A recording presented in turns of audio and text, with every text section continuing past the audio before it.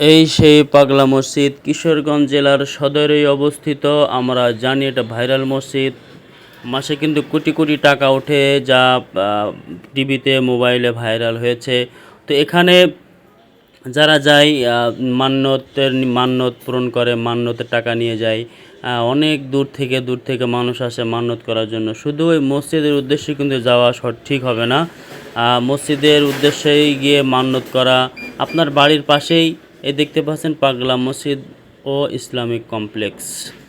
তো যেটা বলছিলাম, এই পাগলা মসজিদে লাখ লাখ টাকা ওঠে, মান্যত করে দূর থেকে, বিদেশ থেকে এসেও মানুষ এখানে টাকা প্রদান করে। অথচ তার বাড়ির পাশের মসজিদেও তো সে মান্যত করতে পারে, তার সেখানেও দান করতে পারে মসজিদে। অথচ না দিয়ে এই পাগলা মসজিদ ভাইরাল, সেখানে গিয়ে ছুটে যায় মানুষ দান করতে। এটা কিন্তু আসলেও উচিত মনে করি না। বাড়ির পাশে অনেক মসজিদ অবহেলিত, সেসব মসজিদ আপনি মান্যত করেন, আল্লাহ পূরণ করবে। মান্যত যেখানে করবেন সেখানে আল্লাহর নামেই তো করছেন। হ্যাঁ, 3 মসজিদ ছাড়া সব মসজিদে কিন্তু এই উদ্দেশ্য সফর করা নিষেধ। তো যাই হোক, এই যে পাগলা মসজিদের পাশেই কিন্তু সুন্দর মনোরম পরিবেশ, ছোট্ট একটি নদী আছে। এই নদী পেরিয়েই কিন্তু একটা ব্রিজ আছে, ব্রিজ পেরিয়েই এই পাগলা মসজিদ আসতে হয়। সাথে ছিলেন মহসিন ভাই, রেবান টেইলার্স এবং বিলাল ভাই, ইস্টার্ন মসজিদের খাদেম।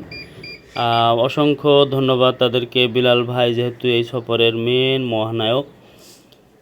তো মসজিদ, 3 মসজিদ ছাড়া বাকি সব মসজিদে কিন্তু মান্যত করা বা ওই উদ্দেশ্য সফর করা জায়েজ হবে না।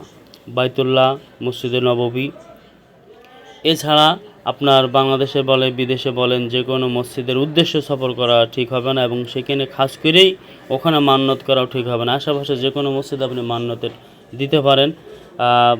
এই সুন্দর মসজিদটি কিন্তু কিশোরগঞ্জ জেলায় সদরে অবস্থিত।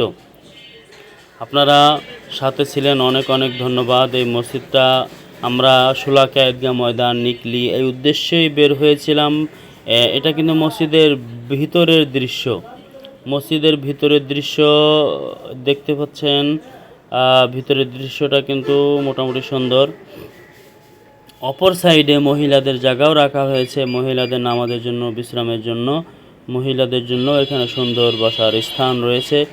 এই সাইডটাই কমপ্লেক্স করার পরিকল্পনা করেছে মসজিদের দক্ষিণ সাইডে। এই বাহিরের সাইড দেখাচ্ছি, তো বিভিন্ন অনুষ্ঠান হয় এখানে, কমপ্লেক্স যেহেতু। অসংখ্য ধন্যবাদ দেখার জন্য। ভালোবাসা থাকবে সব সময়।